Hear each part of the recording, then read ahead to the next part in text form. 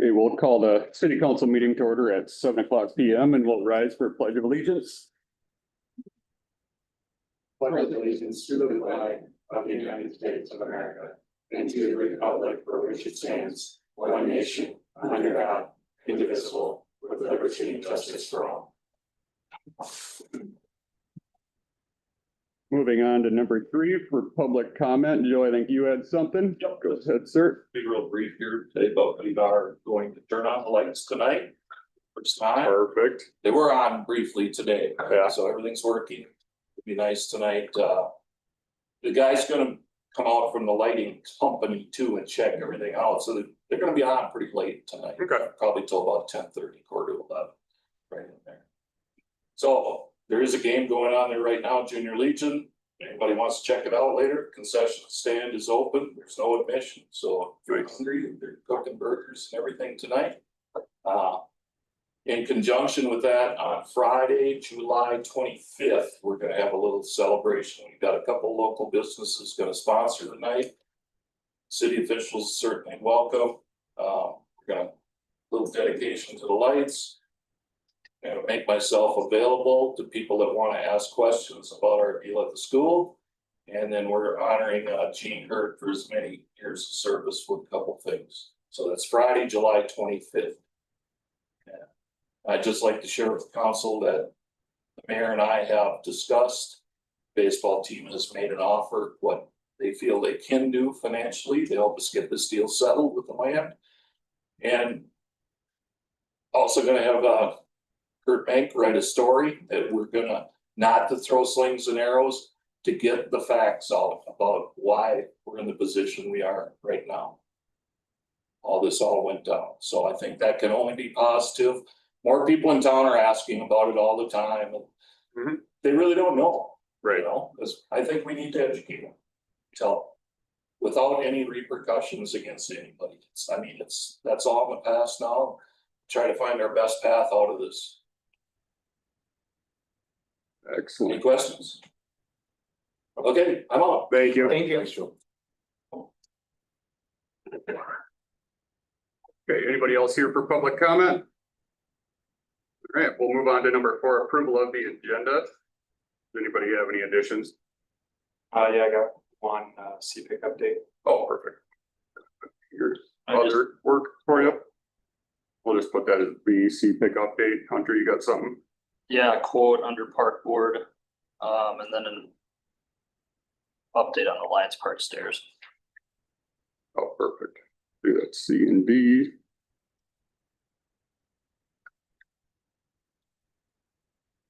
Then just a brief update or observation that I noted that I want the council to be aware of. I'll add that under other. Anybody else? I have nothing. Perfect. Excellent. Hearing none, I'll make a motion to approve the agenda with the additions. I'll make a second. Motion and a second. Any further discussion? All those in favor say aye. Opposed, same sign. And that carries. Move on to 5, approval of the consent agenda, items A and B with claims totaling $150,548.64. I will make a motion to approve the minutes of June 10th, 2025 and approval of the claims for June 24th, 2025 totaling $150,550.64 when everybody's done looking at it. Oh, I will second. We can leave it open for any further discussion. Yeah, I have just. Yeah, that big number is the same. Yeah, that's the one. Yep, that's from the League of Minnesota Cities insurance claim. So we have to figure that out. That's until reimbursed. That's part So of that. that was the $86,935.63. Correct, Yep. because we've received funds for Yeah, like, so- I believe it's 324,000, so it draws from that. Gotcha.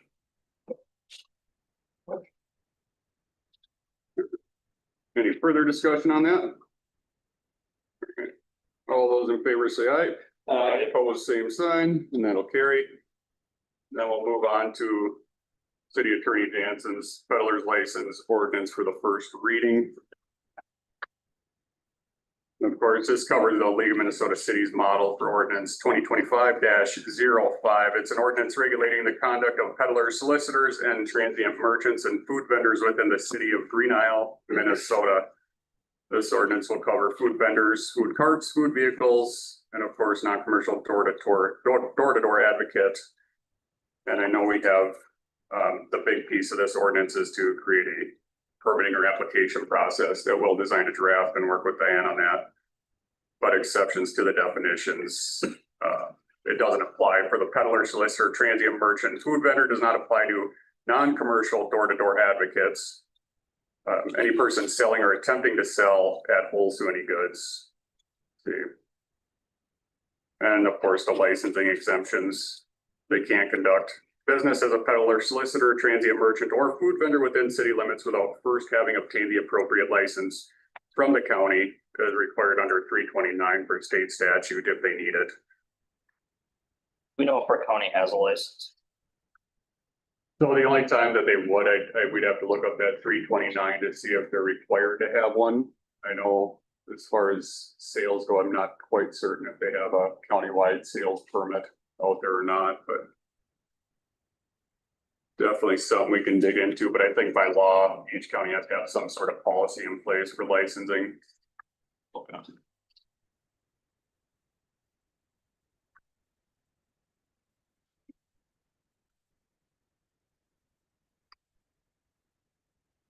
And ineligibility under section 4, it does cover the failure of an applicant to obtain and demonstrate proof of having obtained a license or permit required by the state of Minnesota or county of Sibley, so that would trump it. And any conviction over the past 5 years of the date of application with any violation, looks like they have to have, they won't get it if they've been involved in burglary, theft, larceny, swindling, fraud, unlawful business practice, or any form of threatened physical harm against another person, or if they've had it revoked in the past. I think that's an important clause to add. Section 5 covers the suspension and revocation of the peddler's license. If somebody is suspended or revoked, they can request a public hearing with the city council. And they can't be, the permit can't be transferred to another person. So everybody wants to probably pay attention to section 8 for prohibited activities, because those are the ones that we may get calls on. So that'd be conducting business before 8 or 9 p.m., before 8 a.m. or after 9 p.m. And failure to approve identification when requested, or using the license of another person. And if they've been asked to leave, they must leave.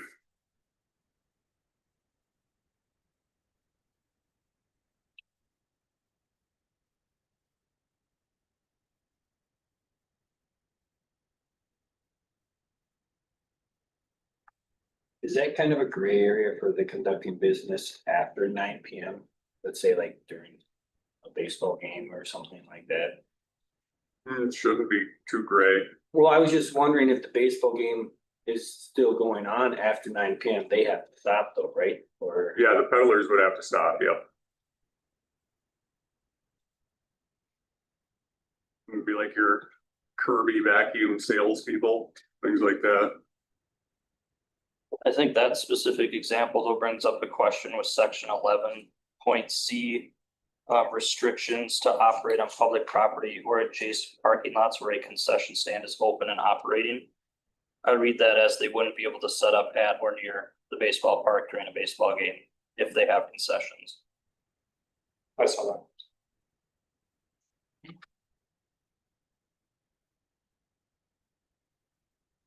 So yeah, that would compromise them a little bit. What are your thoughts on that as a council? I think it's overkill, but I guess we're covering every base, right? If it's, Right. I do. it's not a big issue. I don't think it's right now. I understand it, but for that lady with the snow cones or whatever, she's not competing against Mhm. anything Right, based, so that's why that's a little. Right. Yeah. It started with that to this now. We'll have to cover everything. Oh, and it's public property. So in my mind, it is fair game. I guess I also hate to take away from their concession Correct. sales though, Yep. because if it's a snow cone or a soda pop, they might lose something there. No, I'm all right with it. It's just that it's a lot of stuff to cover, I guess, for what we've got going, but it might come up. We don't. Yeah, I think this is designed just not to pull business away from another vendor is all it's doing. Yeah, because there's another park they could operate in. We don't have to worry too much about anything being adjacent.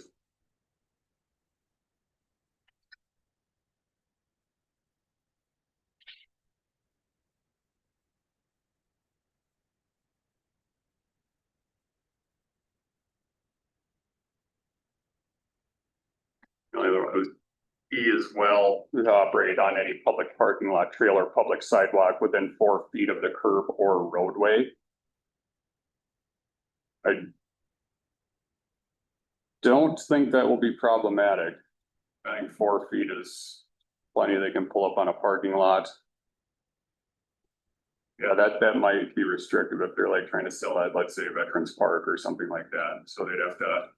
So if you're on a public roadway, which is where a food truck's going to stop, how can they not operate within 4 feet of a curb?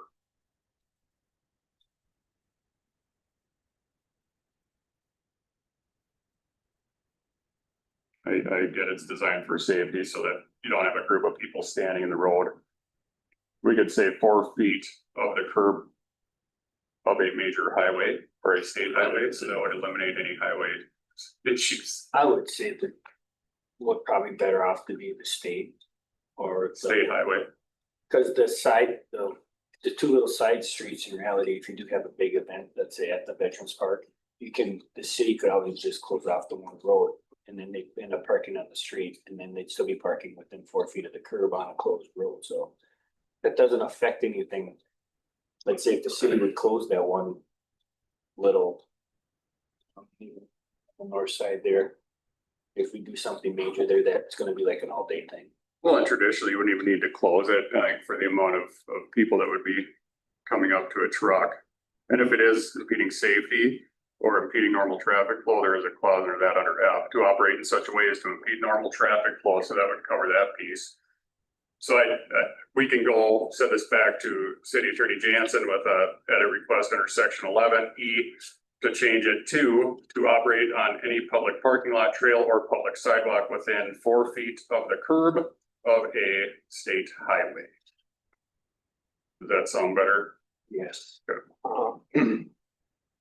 Or what if we worded it to say that like the window or like, I don't know how you say that, but like the receiving side of the vehicle, like if you're gonna park on the road, should face into the land, not to the roadway. Yep, facing away from the curb. Yeah. Or, well, it would be Or facing towards the, yeah, Towards the curb, towards the, away from traffic. yeah, away from. Pointing, yeah. I think we all get it. with vending facing, we want to save against the view of opposing traffic or something. Well, yeah, we'll incorporate an edit in there. And it includes operate within 5 feet of any crosswalk, access ramp, disabled parking space, or in manner that would impede access to any adjacent business. That's not problematic at all. To sell or distribute alcoholic beverages. And 5 will have to change to disobey any order of the Sibley County Sheriff's Office.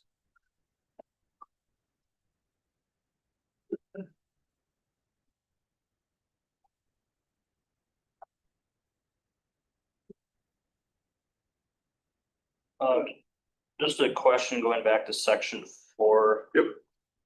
Point E with the convictions. Are we gonna be running this form of background check? Like send in an application? Yep, that'll be going through the Minnesota BCA. And there'll be a fee applied to that too. Okay, That's part of the initial application process that we're gonna draft up. So if this passes, then we'll implement just a backgrounding process, which is all through the BCA. I think the cost is like $50 or something like that. I don't remember offhand, but it's not too much. so then we just roll that into their application fee. Yep. Did we ever find out what the peddler permit or anything was like, Dan? Because we'll have to update our fee schedule to show it, so once we have a good idea of background costs and probably rough estimate how much work it takes to manage these, and we'll have that laid out and make an update to our schedule. And I'll look at what averages too for similarly sized cities.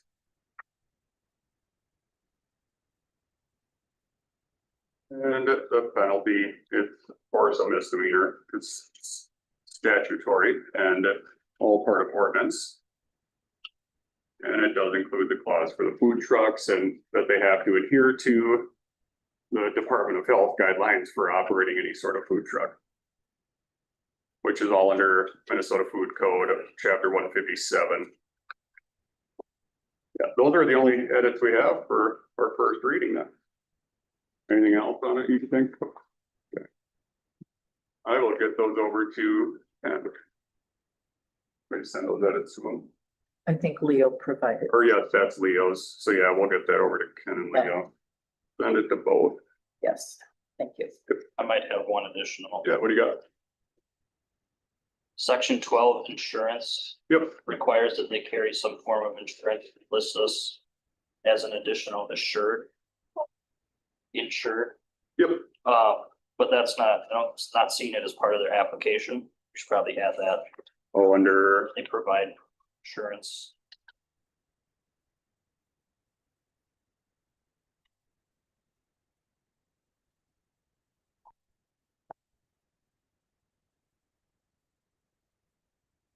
At least I'm not seeing it. yeah, just doing a quick. Nope, I would agree with that. So we'll add that as just item 19, wherever they wish to add it. Place that with evidence of insurability.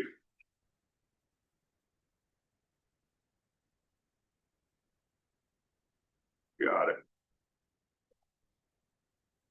We'll get those edits over and have our second reading at the next council meeting. I'll move on to 7, school update. I have nothing. I know Joe mentioned that he's been talking with the baseball association regarding it, because we did bring it up to Joe at after the last council meeting, our current position of where we're sitting with that. So that's why he wants to get something in the newspaper to educate the public on it as to where the ball team stands with this whole ordeal. Otherwise, I have not heard a thing. So Amy has not, so we're still sitting. And number 8, EDA updates. We've been working on that safe streets and roads for all grant application. Went ahead and used our new Outlook email, which caused me a little bit of a headache. Because Barracuda Yeah, quarantined John Blazinski, the county administrator. And I struggled with getting out our letter of support, which I did. I sent it off to ISG, or we can upload it to our grant application. We had the forms downloaded today that Diane was able to sign. And she'll just scan those back over. I did review the grant application a couple days ago. I don't see anything wrong with it. It was good. We did get the letter from Region 9 supporting our application as well. I do not have the letter from NDOT, the letter of support yet. But once I sent that off to the person I was directed to send it to, it had to be sent off to another person. oh, sure. And I have a bunch of Barracuda things that could be in there, so let me look through that tomorrow too and see if I can figure that out and find our letter from NDOT for our application. It is due the 26th, so we are almost done. So close. So that's what we've been working on, as well as there was some language change in the development agreement again with Wide Open Marine. His lender had 4 concerns. It sounds like one of them is that he's going to, Schawn, the owner, is gonna open an LLC to own the land. He needs to do that then before, because we Right. have to put the purchase agreement and the development agreement in that new LLC name. So that will push back when we do this stuff. And then there's some concern, there was some confusion about the $300,000 cost of the building going up. And usually that means confusion all over about this development agreement. Usually that means when he puts it up, the county assessor needs to assess that value at least $300,000. If not, he's not meeting the requirements. Right. That makes sense. And then there's still concerns about us being we basically be in the third position. If something went wrong, we'd be the last to get our 68,000. We always are. We always are. We will have to discuss this at the EPA. And the 4 full-time employees, we talked about giving them 4 years to add the additional 2 FTEs. And then it was, does that mean everything is after 4 years is considered? Not necessarily. If he doesn't have that building up in 4 Right. years with a $300,000 value, he hasn't met that condition. So it needs to be specified in there that he has 4 years to get 2 additional FTEs or total of 4 FTEs. That's what so these 4 questions will need to go back to the EDA for their recommendation on this, and to me, they're pretty clear cut. I think the EDA, I'll give you a copy of the lender's questions and a copy of the attorney's recommendations, and we will make a decision at the next EDA meeting. I will reach out to Schawn at Wide Open Marine and see if he has that new LLC set up, so we can change the purchase agreement language in the development agreement. So we are getting there. And EDA meeting, next one is, The July 7th, and then the council meeting is the 8th. So that moves me on to the next topic with EDA is Charlotte monthly. We still have to do their TIF agreement, which was separate from the development agreement we put together, which had to do with the infrastructure.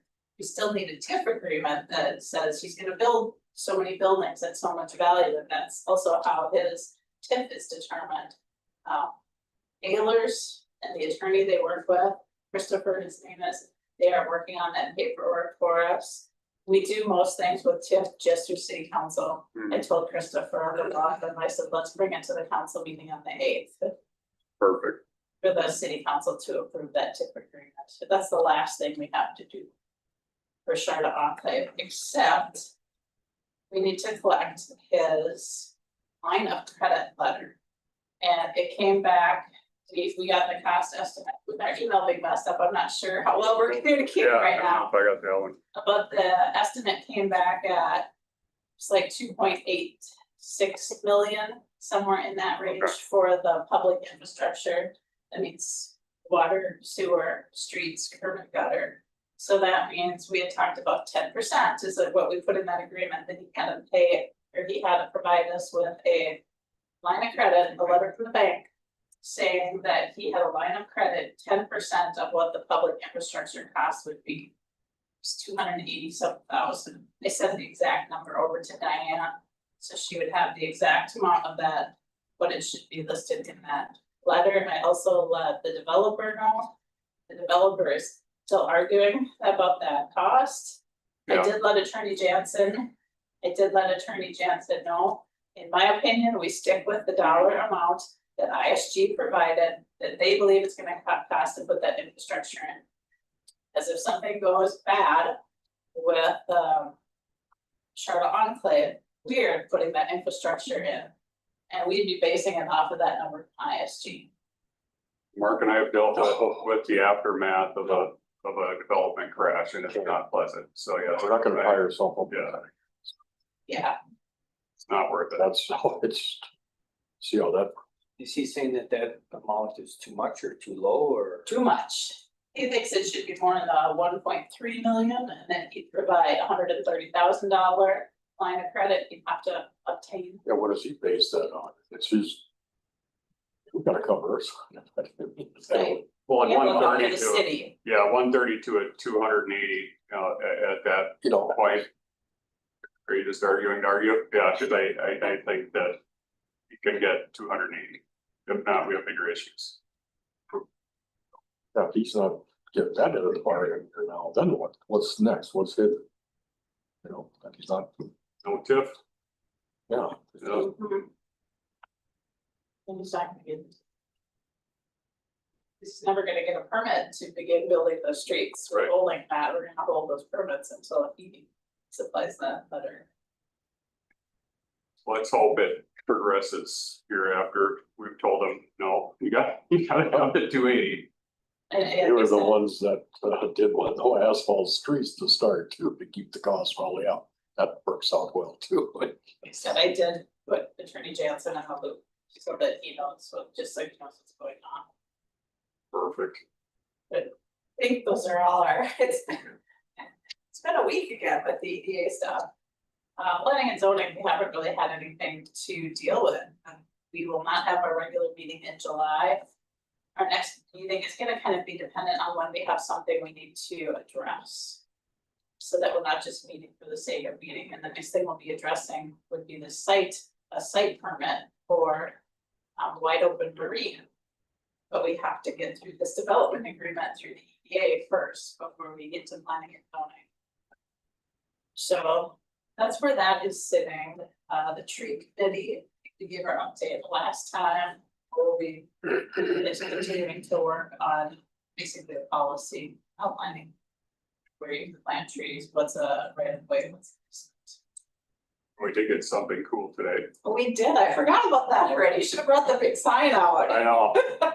So that everyone could see it. Well, I'm gonna get it. Yeah, You no, keep so that- updating. Yeah, we'll So get it. that you can see it on YouTube as well, so everybody can see. Our signs arrived as well as our plaques that we are Tree City USA, so those will go on the outskirts of town, our larger signage, and then the plaques will be put up in here. You like Vanna White here? Yeah. There we are. There we are. We received 2 of those, correct? 2 of these. Yep. One for, So at the entrance to town, exit to town, here we'll kind of balance it up. There we go. see it? See it. Isn't that beautiful, Mark? I don't know whether that's in there. And then we got the plaque. So each year, I think they send us a new Yeah. tag. Each year that we're approved again, we'll get a new one. So I'll have to put that one up somewhere too. But yes. Oh, We got a nice flag, done. well, sir. I don't know if I trust it, but yeah. So yes, we did get a flag as well. I don't know if we want to put that up during Arbor Day week or. yeah. So exciting. We've been waiting for this for a while. Yeah, because when did we get the approval for that? March, I believe. Yeah, Does that go on the same city of Greeno yep, underneath it? yep. I believe we have enough room on there. Hopefully people service can take a peek at it, but I think there is. Under the population, Right under it, yeah. I don't, That's usually where they would Okay. go. Yeah, unless we need a separate post, which I know we have some, so. But a lot of work, so good job to the tree committee. That's a huge deal for the city. I like it. And well, all good, Amy? Yes. Anything else? Perfect. Thank you very much. Number 11, park board update. All right, we'll start with purchase bases. Last week we looked at putting out the bases that we have down at the Lions Park at the ball field there to let them out so kids can use them. But we found that they don't fit in the current sleeves that are in the ground. So we believe we need to order a new set. So at park board, we reviewed a couple options on Amazon. And then I think Mally was maybe researching some from her company. Do we have any? Yes, she did, Updates. yes. Okay. She had indicated back to me that McGregor was probably the best brand, if you will. Is that one of the company? Amazon ones or? It was, Okay. but after talking with her a little bit, it almost made more sense to go with her company because it wasn't that much more. Okay. And kind of just keep it, local, Mhm. if you will. is that the bases and the sleeves? Yes. Or- Yes. So I know the park board had voted on spending up to $250 on that. Was it below that? It's a little bit more, not much, like 280. Okay, So I, think that if council is fine with that, we make that purchase. okay. I'll make a motion to approve buying those bases up to $300. I'll second. Alright, we have a motion and a second for purchase of the bases not to exceed $300. Any further discussion? All those in favor say aye. Aye. Opposed, same sign. That carries. All right, next, we also talked about the flag poles that are down at the Lions Park, kind of in the back. I think there's 3 of them there. We, in discussions with the Lions, they expressed interest in using those flag poles again. They mentioned that they would be willing to provide a Lions flag to fly, and then we could also fly we're thinking a US flag. And then we talked about throwing up maybe a Green Isle City flag. We had one created down there. But I guess we wanted to open it up to council to get our thoughts on a Green Isle City flag, or Yeah, that's the maybe a funny Tree thing. City flag if we're getting one. Right, no, I have a whole packet, and it's funny that this happened too, because there was some municipal flag company that had reached out to me about a month and a half ago with how to do a contest in a city to get a flag, your own municipal flag. Mhm. Be something good for the community to have a contest with and create their own. So I have all the information. I'm happy to share with the council at the next meeting if you want to see the process. I don't think it'd be a bad idea to do something like that, like a municipal flag, and plus it'd be fun for the community to like think of ideas and just create something unique for Green Isle. I don't know what you guys think about it. Sean's gonna color something for us. Not a chance, Not a chance, but heck, it'd be kind of fun. So unless we can do it together. Group effort. Sean and Mark are gonna color. But yeah, we'll if you want, I can bring in that packet or share it with you. I got Yeah, the whole please. thing from the company, so. That sounds awesome. Yeah, I think it's a good idea. I don't know where we wanna draw the line as far as flags flowing. I know that's always the troubling one, but Lions Club is a huge part of the community, especially out in Lions Park, called Lions Park. So I guess I'm not opposed to the idea of them putting up their flag.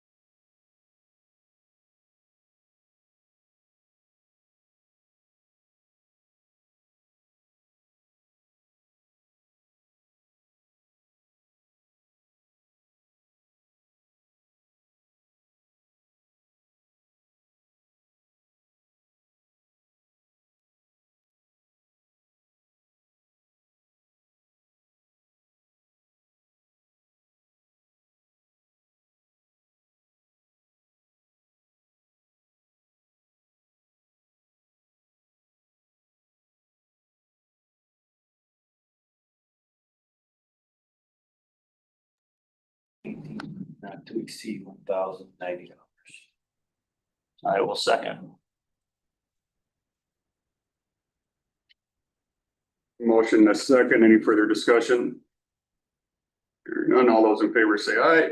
Opposed, same sign, and that carries. I have a question from, have we gotten, seen in the one picture, we have the showing that it was damaged, have we gotten an estimate on any of that stuff yet for replacing that? I don't remember. Like the soffits. Yeah, the soffits. We're still working on those. Okay. quotes. Yes, and I have reached out to a person. I asked him if he would please get an estimate by this meeting. Which Okay. is, it's still in the works. Yep. And then I think Mr. LaRose is also working on getting some estimates as well. Okay. So we Yeah. have a group of people that are trying to, Is there some damaged siding down there too? yes, Yeah. that's part of Yeah, that, part of the, okay. yes. Siding and soffits. Yeah. I don't remember. You're down there. All right, and then the last park board update I had is kind of alluded to this, but the stairs have been repainted. They look really nice if you haven't seen them yet, so glad we were able to get that done. Nice. Perfect. Thank you, sir. Then number 12, website update. I got everyone's feedback. I need to make a couple minor tweaks, and then I should be sending it off to Michael tomorrow. Oh, okay, perfect. Thank you for all your work on that one. Number 13, street projects. Seal coating starts, looks like Schawn, week of 6:30. I don't know, That- I was that- told that they were gonna be doing it because Craig called me after the last meeting. Cause he didn't catch it all about the start. And talked to him about it. He made a comment about they wanted to do the curb and gutter on the other streets first, and he talked to Pederson or Pearson. about it. So Pearson moved their schedule back a little bit so he could get that curb and gutter in before they seal coated it, because otherwise they would just get all wrecked with them ripping stuff in and out. So yeah, that's why things would be moved back a little bit on that, but. I know when we were gone yesterday and or last week and I drove by, it looked like they did some of the curb. I don't know how much they have done, or if they got all of that done over there yet or not. I know weather was a little trying last week for everybody. Mhm. But to clarify, I did receive an email from Pearson that they were coming in on Monday as of yesterday. And so I like scurry quickly got something out on the website, anything that I could for people to be aware of it. I don't think they've been in town, but I could see all the streets that said no parking. They're in are town. lit. Awesome. Yep. They're clear and ready to roll with the seal coating. Thank you for doing that on your day off, Dan. That's awesome. Not a problem, Surprised. but yeah, lots of questions, but you know, it's all good. Perfect. And it's street committee meeting. We're gonna have to have a street committee meeting. I don't know when that's gonna be. Have no idea. What are we gonna have? What do you want us to all Do you want me to decide? Yeah, Yes, you better talk about it. We need to have a streets committee meeting to decide how much you want ISG to be here supervising the Charlotte Enclave project. You can do it as little or as much as you want. Remember, we'll be billing Charlotte Enclave back for ISG's time. I would recommend as much as possible, just because we've had a few issues. I would have, Who would be out here from IS? we don't know yet. Cause I have no idea. I know as much as possible would be nice, but that might not quite fit into that person's schedule too. They gotta look at it. So that's, Well, we have to go to ISG with what we would like. and they can quote you back on it. And Yep. I do think it's wise, especially for the future homeowners out there, that they're not running into any issues that we might not be privy to. I'm hoping it goes well, but again, I am no engineer and I'd love to have somebody checking into it just periodically. cause I'm just thinking for us, when we do city jobs for contractors and stuff. The engineers for the projects are usually there every day. Yeah, It doesn't rain or shine, they're usually there in case something goes, and then if it is raining all day, they all go home because there's nobody there doing anything. right. Just a routine check-in. How much do we know of it too? You say check, I mean, unless something comes up and says something to us, well, otherwise we're not gonna. Really, we're not Right. following schedules like you would normally, and I don't know if we're really gonna have to have a meeting about it, I'm just gonna flat out say just as much as possible that they can be here. Because it's just one of those things, all the road projects I've ever hauled concrete to, you got an engineer, one or better two. staff. They're there every day. That's their job. That's their job, they're there every day, so For us to stop, that's fine, I understand cost wise, but what do we know? we don't know. So, yeah, so we could quote out or ask ISG to just provide a quote of whatever standard site monitoring is for residential developments, which is usually every day by the sound of it, just see what the cost is gonna be, so we have an idea. At least for the roads and stuff, after that, they're Yeah, not you're right. quite as much. Yes, Right. that's the crucial one, Yeah. your infrastructure, your curbs, your streets, I mean, yeah, I guess, okay, we've got asphalt down. So think And I about will it. reach out to Brian and ask for a quote to have some, it wouldn't be Brian here, it'd be somebody else. But ask for a quote to have someone here full time. Perfect. Excellent. No street committee meeting then. He took care of it. No, yeah, that's, Love it. All right, number 14, hit our other updates, we have city laptops. The laptop that Mr. Wentzlaff had here at the office is probably on its last leg. Okay, And I think all of these are pretty much, They're I dead. don't know if your computers, laptops are working okay. They're very slow. Okay, so it comes back to, they're about 5 to 7 years old. Yes, So they are. they're dated. yes, they are. So yes, let's look at replacement. Replacement. Yeah, Yes, Replacement Yep. for all of them as we go. So I think that would be wise. Where did we go through last time? What these, what company? Oh, I think I ordered them off by Amazon. yeah, they were just a routine Amazon order. We Just can. really something very basic, Yeah. nothing, We no could- bells and And whistles. we could do it we could do it that way, or we could check in with our IT personnel contact and set these up with Outlook. We'll leave it on what you think is best, but whatever price point would include them setting them up and re-imaging and getting them back to, not re-imaging, but transferring all our data there too. It'd be nice to plug and play for everybody's computer and not worry about brand new setup with this Outlook change too. Right. Does the IT company rent laptops or do we have to buy them ourselves? We can check. I don't think they rent. I'm pretty sure it's purchase only. They may do that with thin clients. But laptops, I am not sure. I should say I'm 90% sure they do not rent. They sell only. Some's West Central, right? Yeah. Yes. Okay. Good question. Good. Great. We'll look into rental too and come back with something.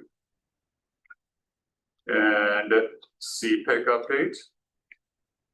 So a couple meetings ago, it was put to CPIC to bring a recommendation to council in regards to the semi parking ordinance. And so this past meeting, CPIC voted, and the recommendation from CPIC is to city council regarding the operation and parking of semi trucks in residential districts. The Comprehensive Plan Implementation Committee, CPIC, finds that the city's adopted ordinances fully address the concerns of unwholesome odors, noises, and parking of semis within residential areas. Furthermore, CPIC does not wish to further restrict the parking of semis in residential areas. Easy enough. Perfect. I would definitely fall in line with what CPIC's recommending, so. Anybody has any future semi-parking concerns about odors, anything like that? I think it's a sheriff's office call. Report to City Hall, there would be a nuisance violation. I believe that's what you discovered, it would all fall under nuisance. There's a few noise. different ordinances that we looked at. Ordinance 209-2. Yep, Which restricts semi-parking. Zoning code section 14 subdivision 5. Also discusses semi-parking specifically in people's own yards and properties. 2007-05 is our noise ordinance, which forbids any noise audible within another residence between 11 PM and 7 AM. And then on ordinance 22 is talks about unwholesome odors that can be smelled within another person's home. so it covers it all. Perfect. I don't know, does anybody have any comments on it? What was the one about parking in their own, what ordinance is it about the one parking in their own yard or? In their own yard, that's in the zoning code, section 14, subdivision 5.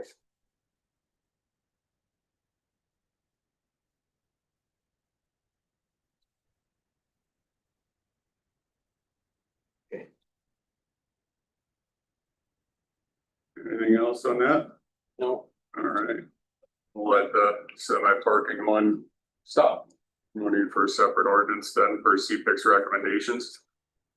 Easy enough, all right. Anything else from CPIC?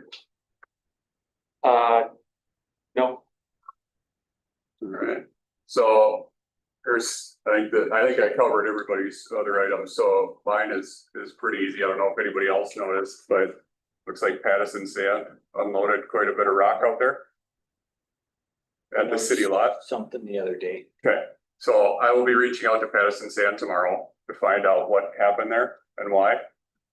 And start working with the city attorney to see if they want to start paying lot rent again. I don't know why we would have a load randomly dumped out there, but I didn't know if anybody heard anything else on it, so. Didn't even notice. Yeah, I noticed it the other day when I was driving by, it seemed off that those hills magically got very, very tall, so. We'll be looking into that, and then we did get a letter from the Sibley County Historical Society. Just knowing that the 2025 Sibley County Fair begins on July 30th, it runs through August 3rd. The theme of the year is Sibley County for the Sibley County Historical Society is calendars to depict history events of the county and country. And so they're looking for some items. If you have any at home or around willing to share with the Sibley County Historical Society about Green Isle prior to 1950 calendars, do you have any hanging up anywhere? Business memorabilia, large calendars are going to be, well, let's say large calendars can be hung. Pictures that illustrate our United States history and details that show your community celebrations. They'll be setting up on Tuesday, July 29th. So if you can just label any objects that reveal our county pride that you wish to share, that would be wonderful. Respectfully, Holly Hargis. Just so you're all privy to it. If you have anything you'd like to share, please do. Without further ado, I will make a motion to adjourn. I'll second. We have a motion and a second. Any further discussion? All those in favor say aye. Aye. Pose same sign, and meeting is adjourned at 7:40.